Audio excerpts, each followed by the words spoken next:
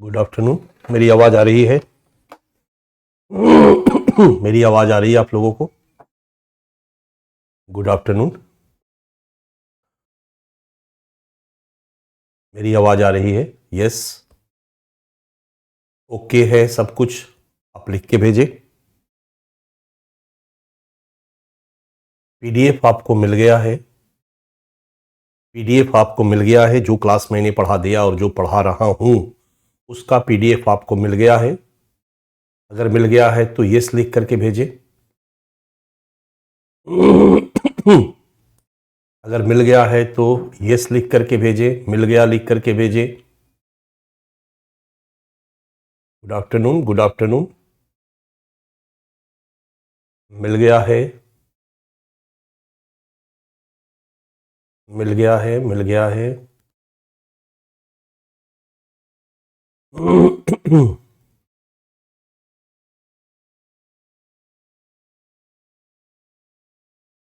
Social justice का class बच्चा मैं कंप्लीट करा चुका हूं प्रॉपर, और लास्ट डे मैंने फिनिश किया था सारा का सारा। क्योंकि गवर्नेंस का एक सेक्शन था, एनजीओ और एसएचजी प्रशासन में इनकी भूमिका,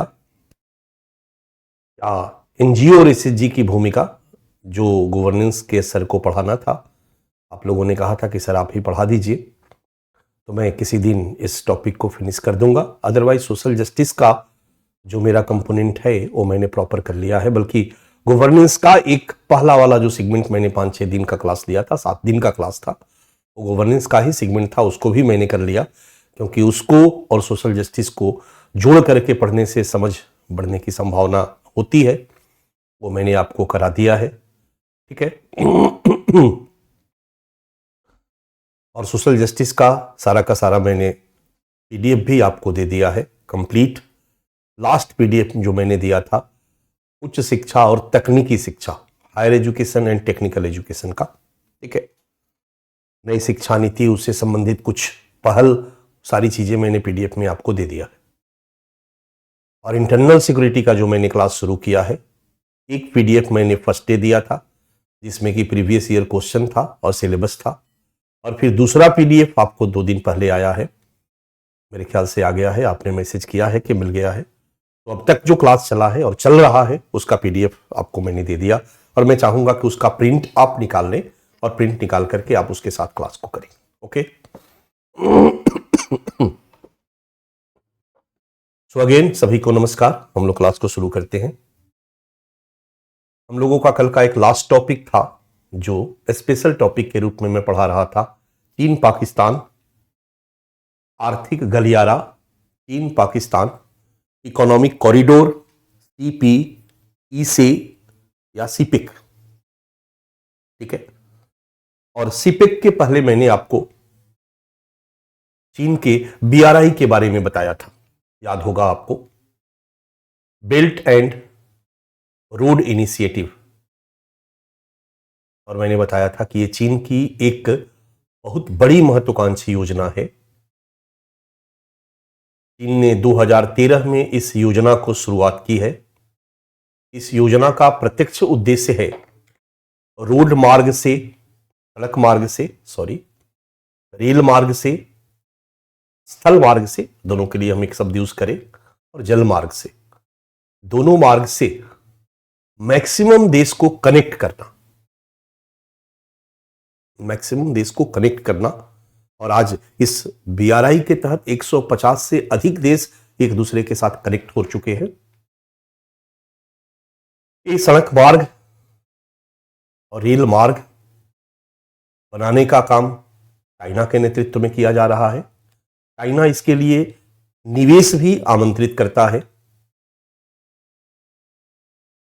और इसके माध्यम से चाइना अपने देश को विश्व के अन्य देशों के साथ, खास करके यूरोप, अफ्रीका और एशिया को कनेक्ट करने का प्रयास कर रहा है।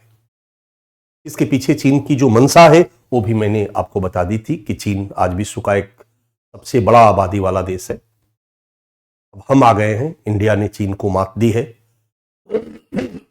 लगभग 142 करोड़ पॉपुलेशन आज के डेट में चाइना का है, 42 कुछ बढ़ा होगा। और चीन की सबसे बड़ी चुनौती है कि इस पॉपुलेशन को कैसे यूज करे और कैसे उनके जीवन स्तर को सुधारने का प्रयास करें, कैसे इनको हम आर्थिक विकास में यूज करें, कैसे हम जनांकीय लाभांश बढ़ाने का प्रयास करें। और इसी के लिए चीन ने ढेर सारे छोटे छोटे लघु कुटीर उद्योग को प्रोत्साहित किया है। चीन की आर्थिक नीति का एक केंद्रीय भाग है और उनके द्वारा उत्पादित वस्तुओं को बेचने के लिए चीन बाजार उपलब्ध कराने का प्रयास करता है। बहुत सारी विदेशी कंपनियां हैं, एमएनसीज है, उनके प्रोडक्ट भी मैन्युफैक्चरिंग चीन में किए जाते हैं, उनके पार्ट भी चीन में बनाए जाते हैं। इस तरह से चीन एक मैन्युफैक्चरिंग हब के रूप में या बहुत सारे पार्ट्स बनाने के हब के रूप में आज के डेट पे एक्टिव है और चीन अपने उत्पाद को दुनिया के देशों में बेचने के लिए प्रयासरत है। और इसी उद्देश्य को पूरा करने के लिए चीन ने 2013 में इस बेल्ट एंड रोड इनिशिएटिव को शुरू किया। यह एक प्रकार का डेवलपमेंट स्ट्रेटेजी है चाइना का, बट इसके साथ साथ चीन जो है वो खास करके हिंद महासागर में, अरब सागर में अपने प्रभुत्व को भी स्थापित करने का प्रयास कर रहा है। अगर हम रक्षा मंत्रालय या गृह मंत्रालय के संदर्भ में देखें तो अपनी डोमिनेंसी को भी स्थापित करने का प्रयास कर रहा है, यानी इसका एक सिक्योरिटी कंसर्न भी है। इसके लिए चाइना उन देशों में जहां इंफ्रास्ट्रक्चर डेवलपमेंट नहीं हुआ है या कम हुआ है, उन देशों के साथ एग्रीमेंट करता है। चाइना उन देशों में जाकर के अपने पैसे से वहां पर इंफ्रास्ट्रक्चर डेवलपमेंट का काम शुरू करता है और धीरे धीरे करके ऐसा कहा जाता है कि चीन उस देश के ऊपर कर्ज इतना ज्यादा लाद देता है कि वह देश चीन के कर्ज से डूब जाता है। और जब वह देश जो है चाइना द्वारा दिए गए कर्ज में डूब जाता है तो फिर चाइना अपने मनमाने तरीके से उस देश पर अपनी शर्तों को लादता है और मनमाने तरीके से अपने बातों को मनवाता है या बात को करने का प्रयास करता है। इसी क्रम में चाइना जो है कई देशों में कहता है कि भाई मेरे जो जहाज है वहां पर उनको रुकने का आप जगह दीजिए, मेरे जो सैन्य जहाज हैं उनको भी आप रुकने का जगह दीजिए, या फिर आप अपने देश में अपने समुद्र तट पर हमारे लिए नौसैनिक बेड़ा बनाने का आप जगह उपलब्ध कराइए, जमीन को एक्वायर कीजिए, आप हमें जमीन दीजिए। इस तरीके से चीन जो है कई देशों के साथ समझौता करके कई देशों में अपना नौसैनिक बेड़ा भी बनाता जा रहा है, नौसैनिक बेड़ा भी बढ़ाता जा रहा है। ये भी हमारे लिए सिक्योरिटी कंसर्न है। चाइना ने इस तरह का काम हर जगह प्रयास किया है करने का। हमने कोशिश की है कि चाइना के इन प्रयासों को हम जगह जगह काटे, हमने कोशिश की है कि चाइना के इन प्रयासों को हम काउंटर करें। इसी के लिए हमने ऑपरेशन मौसम या प्रोजेक्ट मौसम को शुरू किया, या हमने भी कई किए, वो हम प्रबंधन में पढ़ेंगे आगे जाकर के। बट चाइना का यही है बेल्ट एंड रोड इनिशिएटिव। पहले इसको सिल्क रूट प्रोजेक्ट के नाम से इसलिए जाना जाता था कि चाइना ने घोषणा की कि चाइना के साथ रेशम का जो व्यापार सैकड़ों वर्ष पहले जो देश करते थे, और वो देश जिन मार्ग का प्रयोग करते थे, जिन रास्तों का प्रयोग करते थे, वो रास्ते आज पक्की सड़क के रूप में तो नहीं है। चीन उन रास्ते को फिर से जिंदा करेगा। इस कॉल्ड रेशम मार्ग परियोजना, सिल्क रूट प्रोजेक्ट। चीन उन रास्तों को फिर से जिंदा करेगा, चीन उन रास्तों को फिर से निर्मित करेगा, सड़क का जाल बिछाएगा, सड़क मार्ग, रेल मार्ग उन रास्तों के ऊपर विकसित करके, और उन देशों के साथ जिन देशों के साथ चीन के परंपरागत व्यापारिक संबंध रहे हैं रेशम के व्यापार के रूप में, उन देशों के साथ चीन फिर से अपने व्यापारिक संबंध को, आर्थिक संबंध को बनाने का प्रयास करेगा। मतलब हमारे परदादा चरदादा, अगर आपके यहां आपके परदादा चरदादा के साथ व्यापार करते थे तो एक पुराना संबंध हम लोगों का आर्थिक संबंध है, व्यापारिक संबंध है। आइए हम लोग मिलकर के फिर से उन आर्थिक संबंधों को, व्यापारिक संबंधों को जिंदा करते हैं। देखो कितनी बड़ी स्ट्रेटेजी है अपने आर्थिक उत्पादों को दुनिया के देशों में ले जाने के लिए, पहुंचाने के लिए, बेचने के लिए, या दुनिया के देशों पर अपनी शर्तों को थोप करके इन शर्तों के माध्यम से अपने आर्थिक हितों को पूरा करने के लिए। यही है चीन का रेशम मार्ग परियोजना, silk route project, maritime silk route project. Maritime मतलब जो मैंने कल बताया था कि ये जो समुद्री मार्ग है और जो स्थलीय मार्ग है। यही कालांतर में OBOR के नाम से जाना गया। इसी को आज BRI के नाम से जनरली जाना जाता है, चीन का बेल्ट एंड रोड इनिशिएटिव। ठीक है, इसके बारे में मैंने बता दिया। और इसी परियोजना के तहत चीन ने सबको कहा, चीन ने इस परियोजना में श्रीलंका को जोड़ने, बांग्लादेश को जोड़ने, पाकिस्तान को जोड़ने, यहां तक कि भूटान को भी आमंत्रित किया कि आप भी इस परियोजना के साथ जुड़ो, हम आपके यहाँ इंफ्रास्ट्रक्चर डेवलप करेंगे, हम आपके यहाँ सड़क मार्ग बनाएंगे, हम आपके यहाँ रेल मार्ग बनाएंगे, नेपाल आप भी इस प्रोजेक्ट के साथ जुड़ो। और इसी प्रक्रिया में चीन ने 2013 में पाकिस्तान के साथ एक समझौता किया और 2014 में उसको एग्जीक्यूट किया, शुरुआत की। और उसी प्रोजेक्ट को जाना जाता है CPEC, China Pakistan economic corridor. China Pakistan economic corridor, this one, China Pakistan economic corridor. यह 2442 किलोमीटर लंबा एक फेंस्ड सड़क मार्ग है, पाइपलाइन है और रेल मार्ग है, तीनों विकसित करने की योजना है। ये दोनों तरफ से बाड़बंद होगा और ये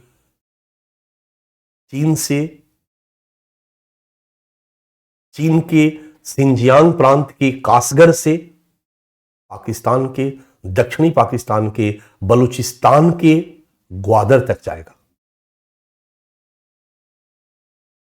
इसके माध्यम से चीन न केवल अपना व्यापार करेगा बल्कि इस सड़क के दोनों तरफ इकोनॉमिक गलियारा के रूप में डेवलप करेगा, यानी ढेर सारे इंफ्रास्ट्रक्चर डेवलपमेंट का काम किया जाएगा, ढेर सारे स्पेशल इकोनॉमिक जोन बनाए जाएंगे, ढेर सारी मैन्युफैक्चरिंग यूनिट खड़ी की जाएगी, बहुत सारी चीजें इसके तहत वादा की गई।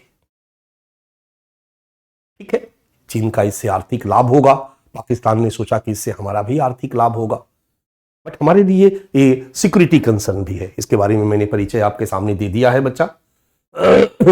2013 में 46 अरब डॉलर, आज के डेट में 62 अरब डॉलर पार कर चुका है कि सिपेक प्रोजेक्ट एग्रीमेंट का।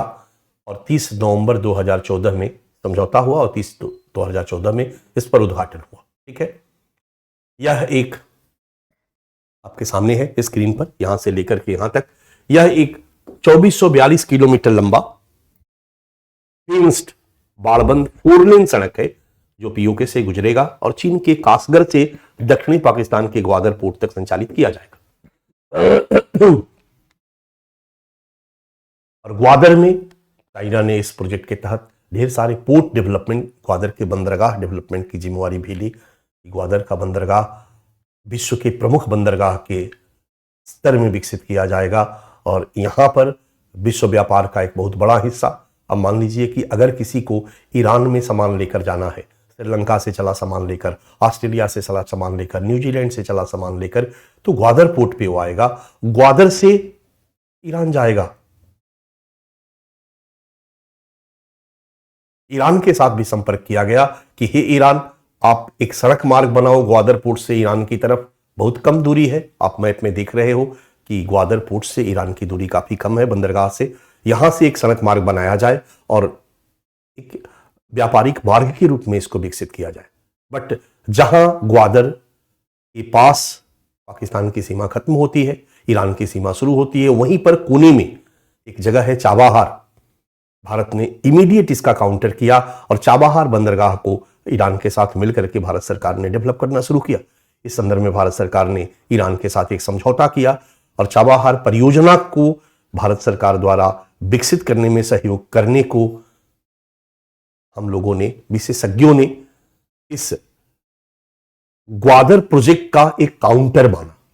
भारत सरकार ने इसका एक काउंटर करने का प्रयास किया। आगे हम लोग इसकी चर्चा करेंगे, बट ये है आपका सीपेक। ठीक है,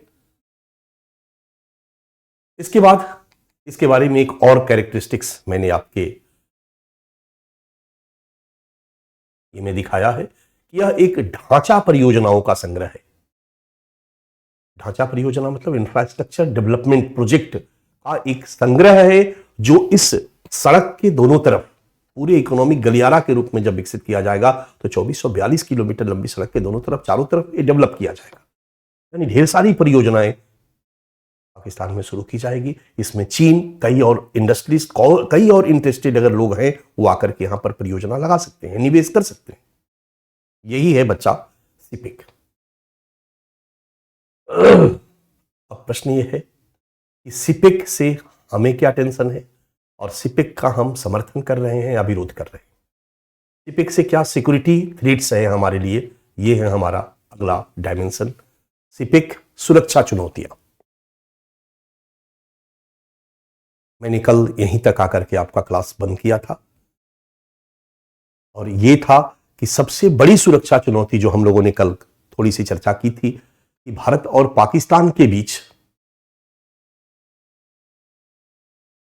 जो पीओके को लेकर,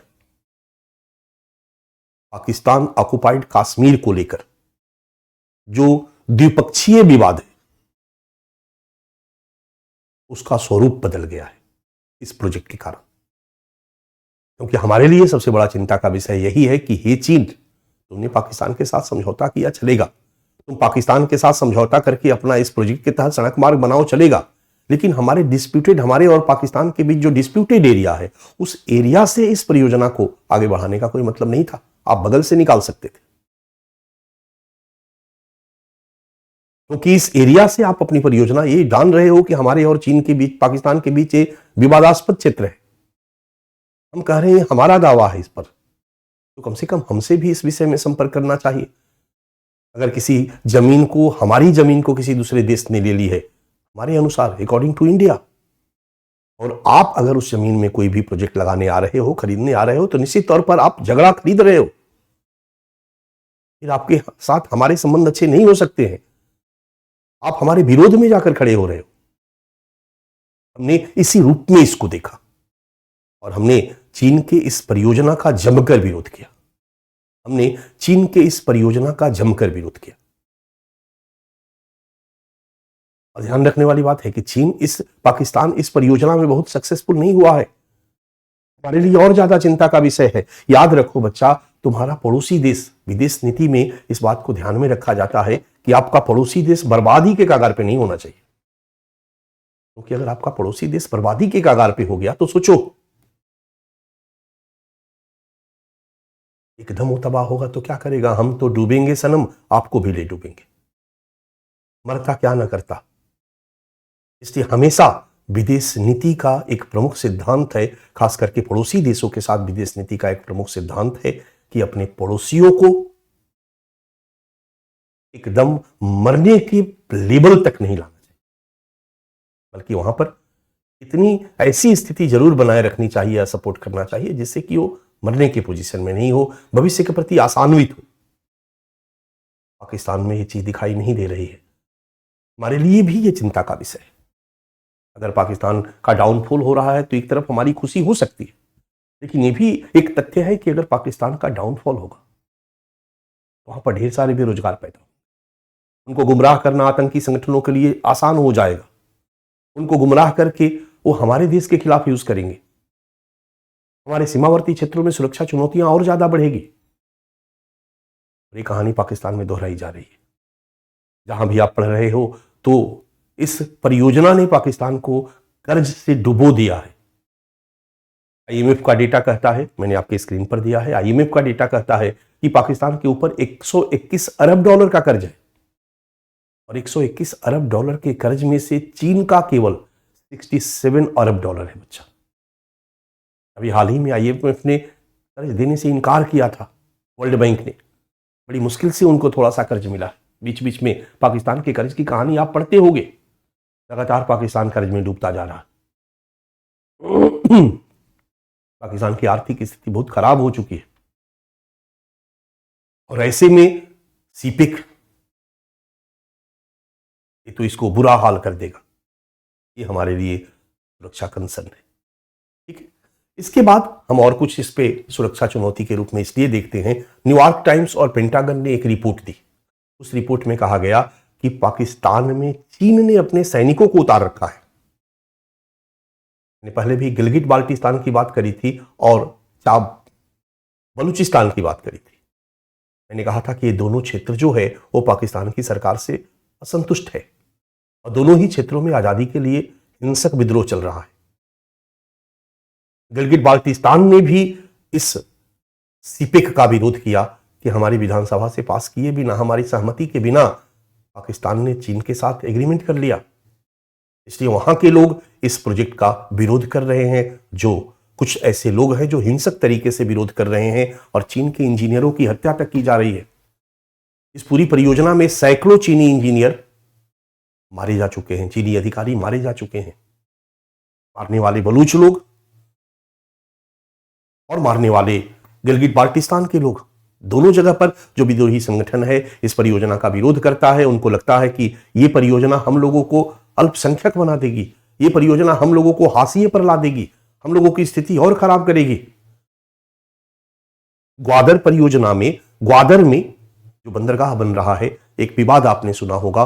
ग्वादर में चीन की कंपनियों ने आकर के मछली पकड़ने का काम शुरू किया और बलूचिस्तान के जो मछुआरे उसी मछली पकड़ने पे अपनी आजीविका चलाते थे, जब वो मछली पकड़ने गए तो इन कंपनियों ने भगा दिया उनको, क्योंकि एग्रीमेंट में ये राइट उनको दे दिया गया था। इसके लिए वहां के मछुआरों ने जमकर इसका विरोध किया, धरना प्रदर्शन किया। तो धीरे धीरे करके बलूचिस्तान में इसका जमकर विरोध हुआ है।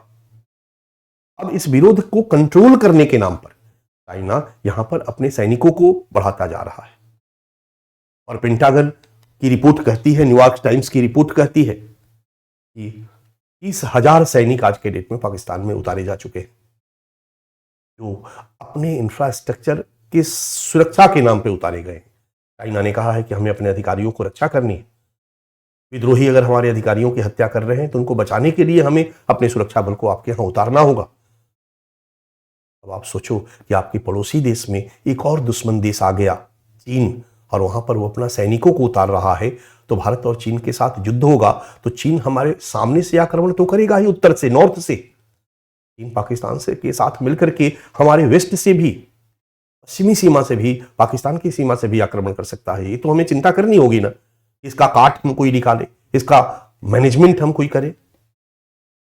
ये हमारे लिए सिक्योरिटी कंसर्न है, इनकी सैनिकों की उपस्थिति। चीन अपने हथियारों को भी यहीं पर लगातार बढ़ाता जा रहा है।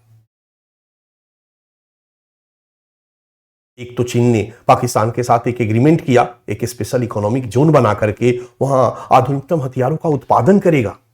अब सोचो कि आधुनिकतम हथियारों का उत्पादन करेगा तो उत्पादन के नाम पे हथियार दिखाई देगा। भारत अगर आरोप लगाता है चाइना पर, पाकिस्तान पर, कि चाइना जो है आधुनिकतम हथियारों का जमवाड़ा कर रहा है, तो चाइना कह देगा कि नहीं भाई, हम प्रोडक्शन कर रहे हैं, और प्रोडक्शन होगा तो हथियार दिखाई ही देगा।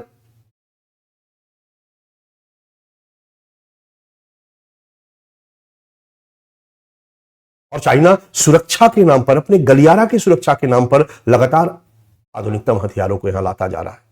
हाल के वर्षों में सैन्य चहलकदमी तेज हुई है। चीन पाकिस्तान के साथ मिलकर के युद्ध अभ्यास करना शुरू कर दिया है हमारी सीमा पर। निश्चित तौर पर यह हमारे लिए सुरक्षा चिंता का विषय है। एक कंसर्न तीसरे नंबर पर हमने पॉइंट में डाला है। एक कंसर्न हमारा यह भी है कि हमारे सीमावर्ती क्षेत्रों में, चूंकि गलियारा हमारे सीमावर्ती क्षेत्रों के नजदीक से गुजर रहा, उस गलियारा के सुरक्षा के नाम पर चीन के सैनिक हमारे यहां उतारे जा रहे। हमारे सीमावर्ती क्षेत्रों में पाकिस्तान के सैनिक तो थे ही, आधुनिकतम हथियारों का जमवाड़ा किया जा रहा है, युद्ध अभ्यास किया जा रहा है, सैन्य चहलकदमी बढ़ाई जा रही है।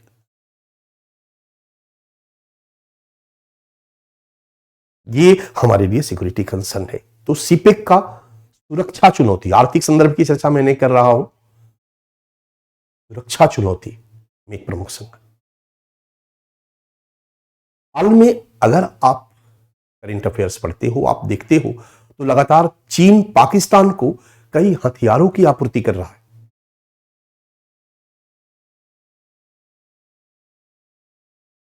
रक्षा विशेषज्ञों का कहना है कि चीन ग्वादर में अपना एक नेवल बेस बनाना चाहता है। ऑलरेडी म्यांमार में बना चुका है बच्चा।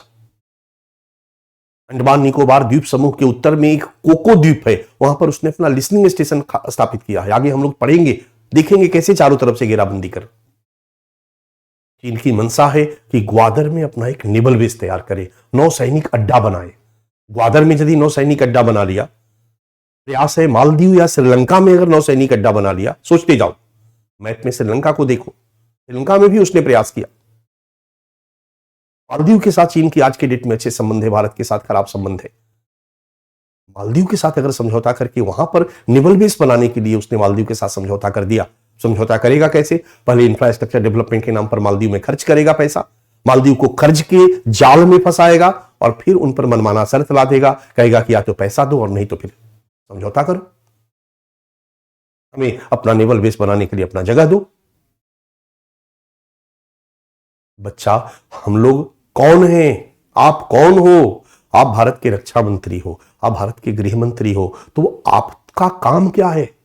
भारत का आर्थिक विकास नहीं, भारत का विज्ञान और प्रौद्योगिकी विकास नहीं, भारत का यातायात और परिवहन विकास नहीं, भारत की सीमाओं की रक्षा, भारत की आंतरिक सुरक्षा ही आपका क्षेत्र है।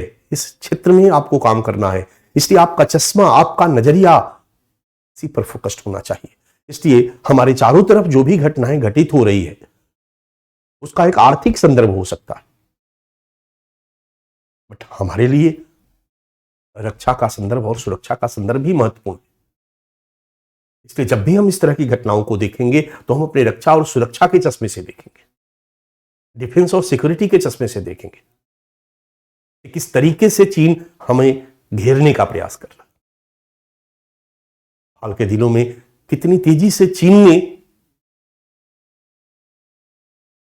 पाकिस्तान को हथियार दिया है। अभी हाल ही में 8 पनडुब्बियों की आपूर्ति दी है, इस नाम पर, ग्वादर की सुरक्षा के नाम पर। ग्वादर में जो बंदरगाह है वहां की सुरक्षा के नाम पर 8 पनडुब्बी दिया गया है पाकिस्तान को। अभी नाम है कि पाकिस्तान को दिया गया, नाम है कि पाकिस्तान अपनी पनडुब्बियों की तैनाती कर रहा है। पनडुब्बी किसने दिया है? चाइना ने दिया है। कल की डेट में चाइना भी अपना सेना लेकर आ सकता है,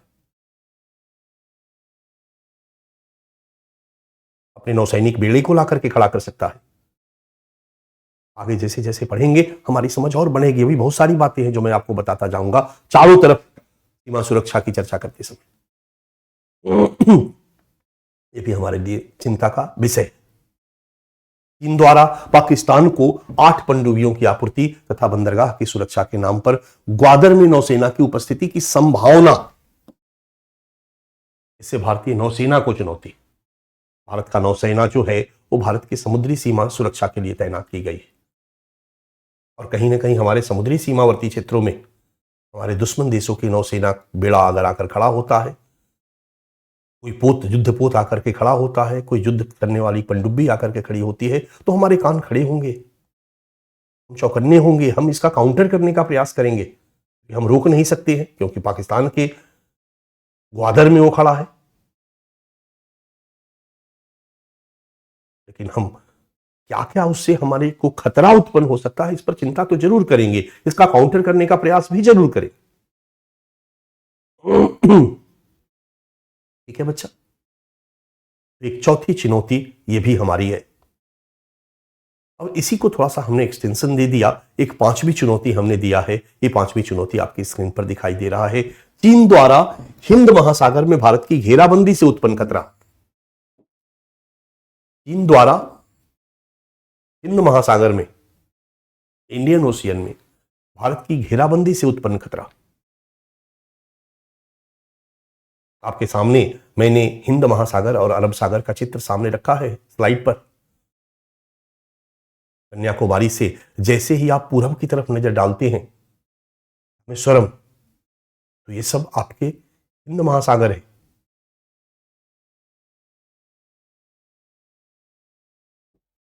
आपके सामने है मैप में। और जैसे ही आप इधर आते हैं, ये अरबियन सी है, इंडियन ओशियन और अरबियन सी, हिंद महासागर, अरब सागर। और जहां जहां लाल रंग का झंडा दिखाई दे रहा है, समझ लीजिए यहां चीन का अपना एक्टिविटीज है, चीन का नियंत्रण है। This one, this one, this one, this one, this one Gwadar में आ गया, यहां जिबूती में आ गया, देखते जाओ।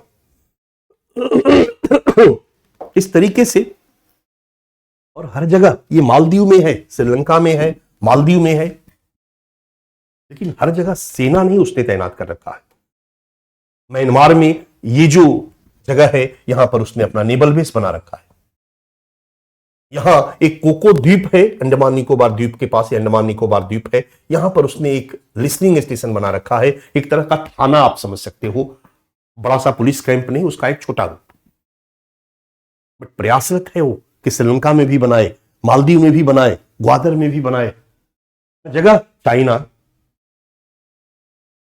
कहा जाता है, उंगली पकड़ते पकड़ते बांह पकड़ना, किसी कंट्री के साथ वो व्यापारिक समझौता करता है, फिर धीरे धीरे कहता है कि भाई आप हमारे व्यापारिक जहाज को खड़ा करने के लिए जगह दो, व्यापारिक जहाज में पेट्रोल ईंधन भरवाने के लिए आप वहां पर सुविधा मुहैया कराओ, फिर कहता है कि थोड़ा सा जगह दे दो आप हमें, ताकि हम अपना व्यापारिक माल को वहां उतार सके, फिर वहां से माल को चढ़ा सके। फिर धीरे धीरे कहता है कि माल की सुरक्षा के लिए हमें कुछ सैनिकों को रखने का मौका दो, हमारे युद्धपोतों को खड़ा करने का मौका दो, युद्धपोत में ईंधन भरने का मौका दो।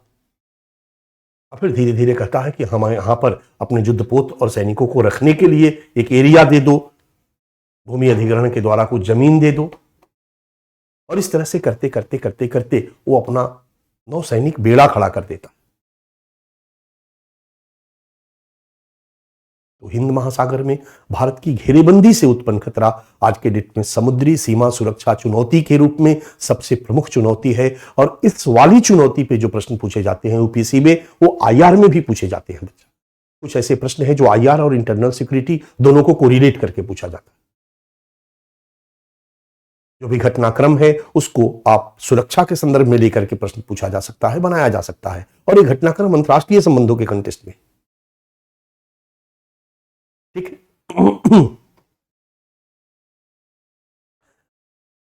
और एक और सीपेक के कारण हम सुरक्षा चुनौती की बात कर सकते हैं। यहां पर घेराबंदी में हमारा कंसर्न केवल एक ही है, ग्वादर की घेराबंदी। जब ग्वादर की घेराबंदी ग्वादर में हो रहा है तो सीपेक से जुड़ा हुआ है, इसलिए हमने एक पॉइंट दिया कि ग्वादर एक घेराबंदी का पार्ट बन सकता है, जिससे हमारे हिंद महासागर में हमारे लिए सुरक्षा चुनौती को यह उत्पन्न कर सकता है। और एक सबसे अंत में हम एक सुरक्षा चुनौती की चर्चा करेंगे। इन सभी घटनाओं ने चीन और भारत के साथ जो रक्षात्मक संबंध है उसको दुष्प्रभावित किया, क्योंकि ये घटनाक्रम से आपको लग रहा होगा कि भारत का चीन के साथ अपने संबंधों को सौहार्दपूर्ण बनाने में कठिनाई होगी। जब तक चाइना सीपेक में नहीं था, सीपेक शुरू नहीं किया था, तब तक चीन के साथ हम अपने संबंधों को और बेहतर कर सकते थे। लेकिन सीपेक में जब वो करोड़ों रुपया लगा चुका है, तो फिर वो रुपया छोड़ने को तैयार नहीं होगा। हम उस मुद्दे पर उसके समर्थन को तैयार नहीं होंगे। हम सीपेक का सदैव विरोध करते रहेंगे, आज भी कर रहे हैं। परिणामतः चीन के साथ हमारे जो संबंध है, रक्षात्मक संबंध है, वो खराब बने रहेंगे। आपने देखा होगा सीपेक की घटनाओं का हमारे भारत चीन बॉर्डर पे भी बुरा प्रभाव पड़ा है। कई जगहों पर भारत चीन सीमा पर सैन्य झड़पें हुई है, चीन के सैनिकों का और भारत के सैनिकों के बीच हिंसक झड़प तक पहुंच गई है। गलवान घाटी विवाद का आपने नाम सुना ही होगा, डोकलाम इशू आपने सुना ही होगा। तवांग के क्षेत्र में लगातार चीन सैनिकों और भारतीय सैनिकों के बीच झड़पें होती रहती है। डन, ये है बच्चा सीपेक, उसके सारे डायमेंशन। अगर सीपेक से प्रश्न बनता है तो मैं उम्मीद करता हूं कि इस पर आपकी समझ मैंने बना दी है, आप लिख सकते हो। कुछ घटनाक्रमों की चर्चा मैं करूंगा बच्चा। चीन पाकिस्तान आर्थिक गलियारा से संबंधित कुछ महत्वपूर्ण घटनाएं क्या क्या घटित हुई, जो हमें ध्यान में रखना होगा। और आगे भी आपको आज तक मैं पढ़ा दूंगा क्या क्या घटित हुआ है, इसके आगे क्या घटित होने वाला है, इस पर आपकी निगाह होनी चाहिए। मेरा प्रयास होता है कि मैं वहां तक लाकर खड़ा करूं कि इसके बाद जब आप अखबार पढ़ो तो आपको याद रहे कि पांडे सर यहां तक लाकर के दिखे थे, लिखे थे, यहां तक पढ़ा दिए थे। इसके बाद क्या हो रहा है, क्या घटना घटी है, अगर उससे रिलेटेड कोई घटनाक्रम होता है तो आप आसानी से उसको कैच कर सकते हो, अपना नोट डाउन कर सकते हो।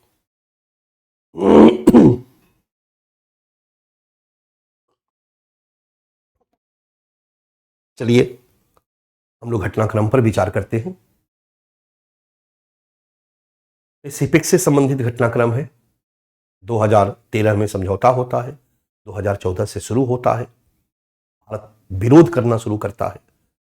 इस कारण भारत का चीन के साथ संबंध और खराब होते चले जाते हैं।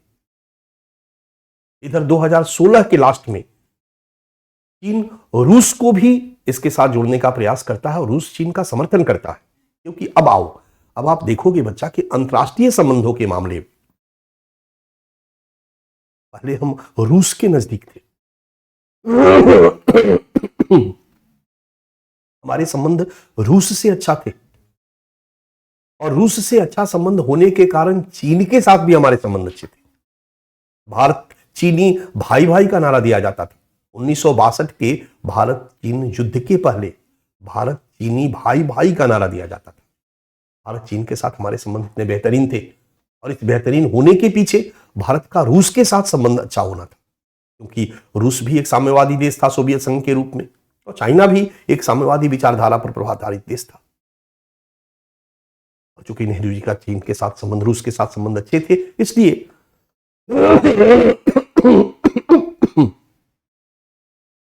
के साथ भी संबंध अच्छे थे। तिब्बत के मामले को लेकर, तिब्बत ध्यान में होगा,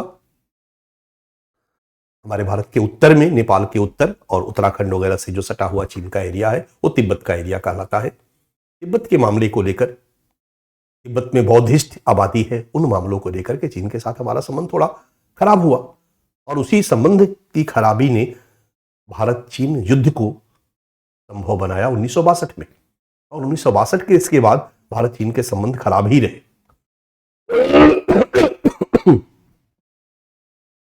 फिर भी रूस के साथ हमारे संबंध अच्छे बने रहे, इसलिए चीन का कोई इसके बाद कोई एग्रेसिव बिहेवियर हमारे प्रति दिखाई नहीं देता है। 62 के बाद चीन का कोई भारत पर आक्रमण दिखाई नहीं देता है।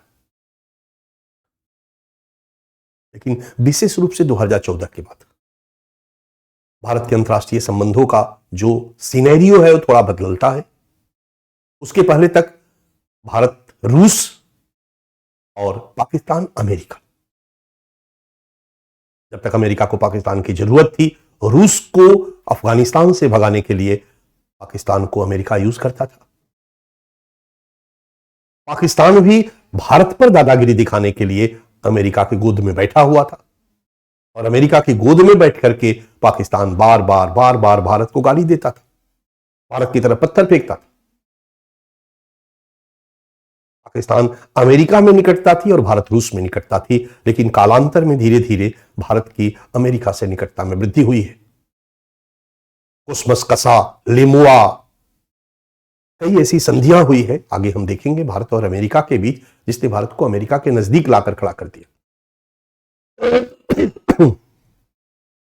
जब भारत अमेरिका नजदीक आ गया बच्चा, तो रूस को थोड़ा सा लगा, स्वाभाविक सी बात है, रूस के साथ जो बहुत सारी चीजों को हम खरीदते थे उसमें कमी आई। हमने बहुत सारी चीजों को अमेरिका से खरीदना शुरू किया, बहुत सारे हथियारों को अमेरिका से खरीदना शुरू किया। स्वाभाविक सी बात है, रूस को बुरा लगेगा। रूस ने कहा ठीक है भाई, आपकी मर्जी, आप खरीदो, हम पाकिस्तान को भी अपनी चीजें बेचेंगे, हम पाकिस्तान को भी अपना हथियार बेचेंगे। रूस और पाकिस्तान में निकटता में वृद्धि हुई, और जब चीन और पाकिस्तान में निकटता में वृद्धि हाल के वर्षों में हुई, तो रूस भी इनसे जुड़ा चला गया। और 2016 में, दिसंबर 2016 में रूस ने सीपेक का समर्थन किया। भारत विरोध कर रहा था सीपेक का, रूस ने सीपेक का समर्थन किया और यूरेशियन इकोनॉमिक यूनियन प्रोजेक्ट को सीपेक के साथ जोड़ने का प्रस्ताव रखा। रूस का एक अपना प्रोजेक्ट है, इसको कहते हैं यूरेशियन इकोनॉमिक यूनियन प्रोजेक्ट। रूस ने सीपेक के साथ जोड़ने की इसकी तैयारी की। ये एक महत्वपूर्ण घटना है, ये हमारे लिए चिंता का विषय है कि अगर ये जुड़ता है तो हमारे लिए परेशानी होगी, क्योंकि अभी तक चीन और पाकिस्तान है और इनके साथ जुड़ेंगे तो मेरे लिए खतरा होगा। भारत लगातार इसका विरोध करता रहा। कुछ घटनाएं जो हम लोगों को याद रखनी चाहिए, फरवरी 2017 में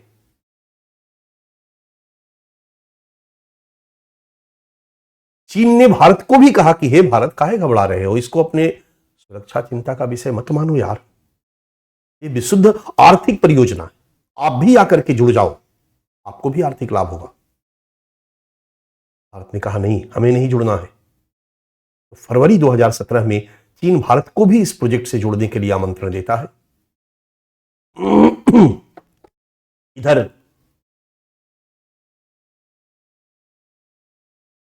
बीजिंग में one belt one road summit का आयोजन किया जाता है।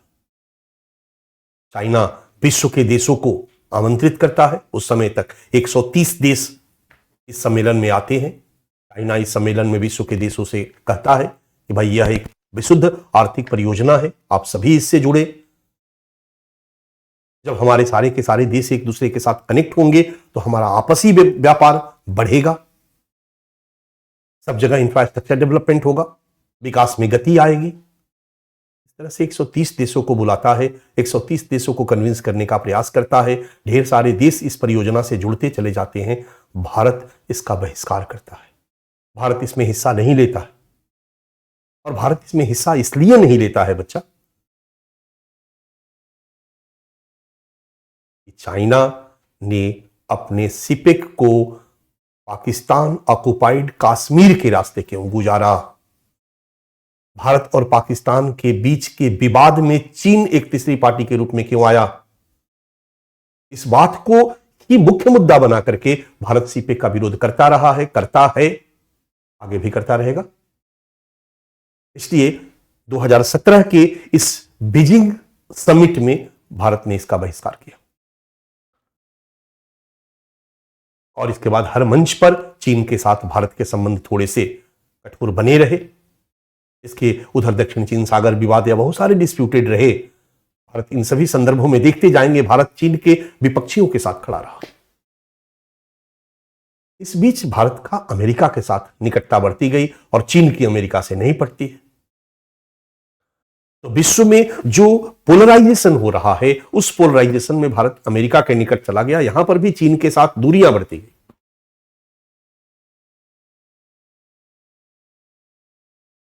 पाकिस्तान में इमरान खान प्रधानमंत्री बनते हैं और चीन 2022 में सीपेक के सेकेंड फेज को शुरू करने के लिए एक नए समझौते पर हस्ताक्षर करता है। चीन 2022 में सीपेक के एक नए फेज को शुरू करने के लिए, एक नए समझौते का सेकेंड फेज को शुरू करने के लिए एक नए समझौते पर हस्ताक्षर करता है और इस परियोजना को चीन बढ़ाता है, आगे बढ़ाता है। हालांकि इस परियोजना के विरोधी थे इमरान खान। अगर आपने पढ़ा होगा, अगर करंट अफेयर्स पढ़ते होंगे, अंतर्राष्ट्रीय संबंधों को समझने का प्रयास करते होंगे, तो इमरान खान ने तो लास्ट में यहां तक कह दिया कि ये पाकिस्तान को इससे नुकसान है, केवल चीन को इस परियोजना से फायदा है, पाकिस्तान को इससे कोई फायदा नहीं होने जा रहा। बट मरता क्या न करता, इस तरह का समझौते का जाल था कि पाकिस्तान ने फिर से सेकेंड फेज के लिए इनके साथ नए समझौते पे हस्ताक्षर किया। इसके बाद 2022 में ही जुलाई महीने 2-3 महीने बाद चीन ने डिसीजन लिया कि इसमें अब थर्ड पार्टी को भी शामिल किया जाए।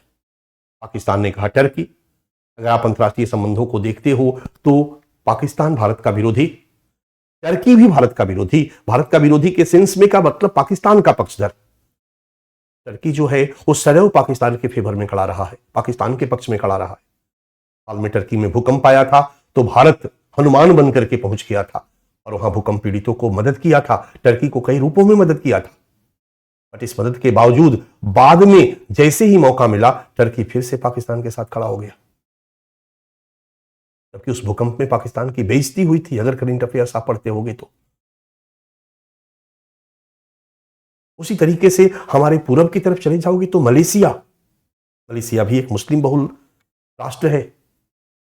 मलेशिया, टर्की, पाकिस्तान, ये तीनों एक खेमे के लोग हैं और जब जब जरूरत पड़ी है तब तब ये तीनों भारत के विरोध में खड़े रहे, पाकिस्तान के साथ खड़े रहे।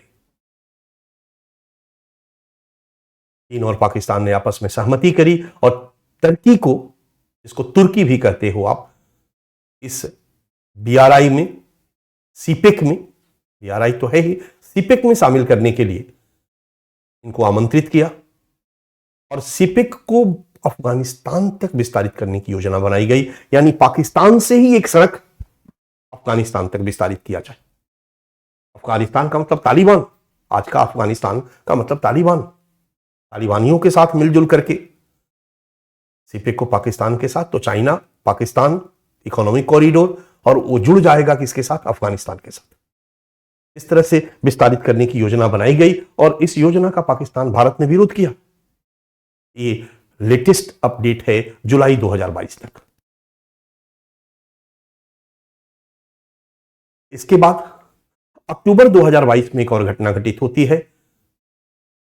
पाकिस्तान और चीन 3 और आर्थिक गलियारा बनाने का निर्णय लेते हैं। ये तो एक ही है ना जी, कासगढ़ से ग्वादर तक। चीन और पाकिस्तान के बीच 3 और इकोनॉमिक गलियारा प्रोजेक्ट शुरू करने पर सहमति बनाते हैं और ये सभी हमारे लिए सिक्योरिटी थ्रेट्स है। आप समझ सकते हो कि जब है तो है। ये कुछ अपडेट्स है जो मैंने किया, बट एक अपडेट्स, लास्ट अपडेट्स हमेशा ध्यान में रखो कि पाकिस्तान के अंदर सीपेक की क्या कहानी है। तो पाकिस्तान के अंदर सीपेक का जमकर विरोध चल रहा है। मैंने पहले भी कहा, एक विरोध गिलगिट बाल्टिस्तान में है। गिलगिट बाल्टिस्तान के लोग सीपेक का जमकर विरोध कर रहे हैं। तो दूसरा विरोध बलूचिस्तान में है। बलूच लोग भी पाकिस्तान का विरोध कर रहे हैं, सीपेक का विरोध कर रहे हैं, पाकिस्तान का इस संदर्भ में विरोध कर रहे हैं, चाइना का इस संदर्भ में विरोध कर रहे हैं।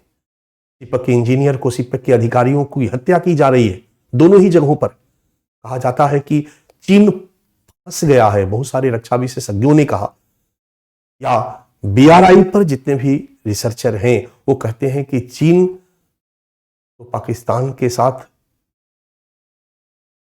सीपेक के माध्यम से फंस चुका है, इन्वेस्टमेंट कर चुका है कि चीन अब वहां से भाग नहीं सकता है। और वहां रहने का मतलब है कि ढेर सारे चीनी अधिकारियों की हत्या वहां, और लगातार वहां गृह युद्ध की स्थिति उत्पन्न होती जा रही है।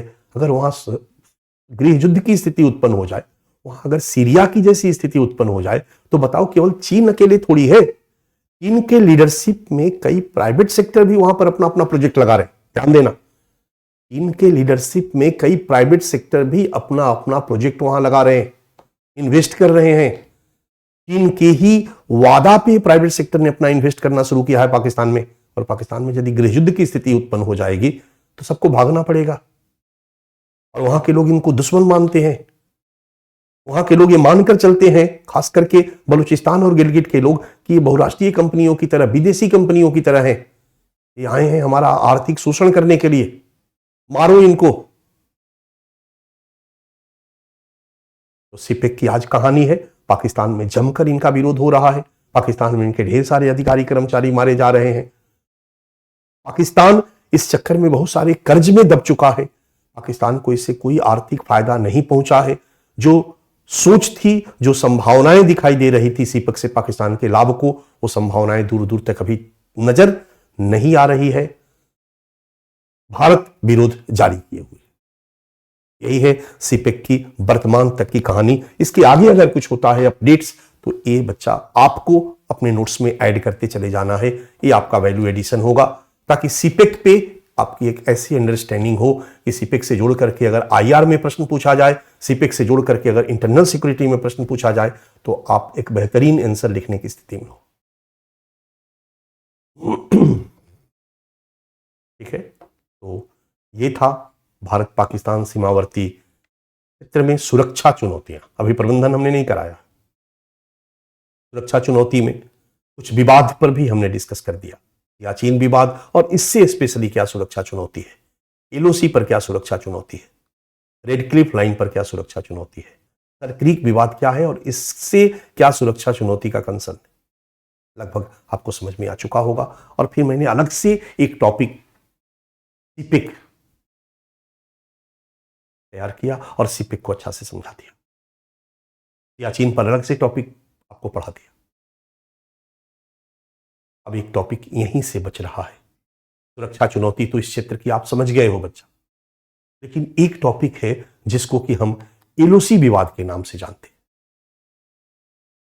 ये एलओसी विवाद एक नया टॉपिक है। एलओसी विवाद क्या है, लाइन ऑफ कंट्रोल डिस्प्यूट्स क्या है, और अगर ये समझते हो तो आप कश्मीर विवाद भी समझ जाओगे। और यहां पर हम इसको इस तरह से पढ़ेंगे कि आपका एक टॉपिक बनता है भारत पाकिस्तान सीमावर्ती क्षेत्रों में सुरक्षा चुनौती, या फिर कश्मीर से लगी, थोड़ा स्पेसिफिक होते हैं, कश्मीर से लगी पाकिस्तान की सीमा पर सुरक्षा चुनौतियां क्या क्या है। बट एक टॉपिक पाकिस्तान पर फोकस्ड बन सकता है। पाकिस्तान में अलगाववाद की समस्या, पाकिस्तान में आतंकवाद की समस्या। अगर हम जम्मू कश्मीर में, सॉरी पाकिस्तान में नहीं, जम्मू कश्मीर में स्पेशली क्या सुरक्षा चुनौती है। सीमावर्ती क्षेत्रों की तो है ही, और एलओसी पर क्या सीमावर्ती क्षेत्र में सुरक्षा चुनौती हम लोगों ने देख लिया। जम्मू कश्मीर में सुरक्षा चुनौती क्या है? अलगाववाद, जम्मू कश्मीर के लोगों का जम्मू कश्मीर से अलग एक देश की मांग को लेकर के आंदोलन, या पाकिस्तान में विलय की मांग को लेकर के आंदोलन, हिंसा, आतंकवाद, जम्मू कश्मीर की एक बहुत बड़ी चुनौती है बच्चा। तो हम लोग इसके माध्यम से, इस टॉपिक के माध्यम से एक टॉपिक एलओसी डिस्प्यूट्स को समझने का प्रयास करेंगे। वही सेम चीज हम इस तरह से पढ़ेंगे कि जम्मू कश्मीर में आंतरिक सुरक्षा चुनौती के रूप में, या सुरक्षा चुनौती के रूप में आतंकवाद और अलगाववाद और आतंकवाद को समझने का प्रयास करेंगे। और फिर जम्मू कश्मीर मुद्दा अपने आप में एक है, यही सेम चीज पढ़ेंगे। जम्मू कश्मीर पर दो तीन सवाल मैंने आपको दिखाया, प्रश्न पूछे जा चुके हैं। तो जम्मू कश्मीर का मुद्दा क्या है, जम्मू कश्मीर की कहानी क्या है, मैं आपको जम्मू कश्मीर लेकर चलूंगा। इसको इस तरीके से हम लोग देखने समझने का प्रयास करेंगे कि ये वाला टॉपिक आपका अच्छा से कंप्लीट हो जाए। ठीक है बच्चा, आज मैं आपको लंबा क्लास नहीं लूंगा। आप दुखी हो जाते हो लंबा लंबा लेने पर, आज दुखी हो जाओगे, मैं छोटा क्लास ले रहा हूं। तो आज का क्लास मैं यहीं खत्म करूंगा। ऐसे भी ये नया टॉपिक है तो इसको मैं कल से शुरू करूंगा। और दिमाग में रखो कि कल हम लोग जम्मू कश्मीर घूमेंगे, जम्मू कश्मीर के हर पहलू को देखेंगे, जम्मू कश्मीर की समस्याओं को समझने का प्रयास करेंगे। तो ये टॉपिक कल से मैं शुरू करूंगा, ठीक है। और तब फिर भारत पाकिस्तान सीमा पर प्रणाम करूंगा, और फिर हम भारत चीन सीमा पर आ जाएंगे और वहां की सुरक्षा चुनौती को देखने का प्रयास करेंगे। जिस जिस सीमा पर कम सिक्योरिटी थ्रेट्स है वहां पर एक क्लास में खत्म हो जाएगा, 2 क्लास में खत्म हो जाए। भारत नेपाल सीमा एक क्लास, आधा क्लास। तो भारत नेपाल, भारत भूटान सीमा पर कोई बहुत बड़ी सुरक्षा चुनौती नहीं है बच्चा। तो एक क्लास में दोनों सीमा हम खत्म कर देंगे। भारत म्यांमार सीमा एक क्लास लग जाएगा, 1 या 2 क्लास। भारत बांग्लादेश सीमा 2 क्लास यहां पर लगेगा। कुछ सेपरेट टॉपिक बनेंगे। अवैध घुसपैठ पर प्रश्न पूछा गया है, ठीक है। भारत चीन सीमा पर कुछ क्लास बढ़ेगा। भारत पाकिस्तान सबसे ज्यादा है, और आपने देखा होगा सबसे ज्यादा प्रश्न भी भारत पाकिस्तान सीमा से पूछा गया है, कश्मीर से पूछा गया। क्योंकि शुरुआत है इसलिए भी थोड़ा सा समय लग रहा है। जैसे जैसे बहुत सारे पक्षों के बारे में हमारी जानकारी बढ़ती जाएगी, वैसे वैसे अभी तो हम लोग इंटरनल सिक्योरिटी की शुरुआत किए हैं, ABCD पढ़ना शुरू किए। जैसे जैसे इसमें हम मेच्योर होते जा रहे हैं, हम एक जगह जो चर्चा कर चुके हैं तो फिर आगे टच करके निकल ले जाएंगे, ज्यादा समझाने की जरूरत नहीं पड़ेगी। डन। सो आज हमें विदा दीजिए। आज का क्लास 1 घंटे का ही क्लास होगा बच्चा, आज इससे ज्यादा क्लास नहीं। कल मिलते हैं हम लोग। So thank you very much.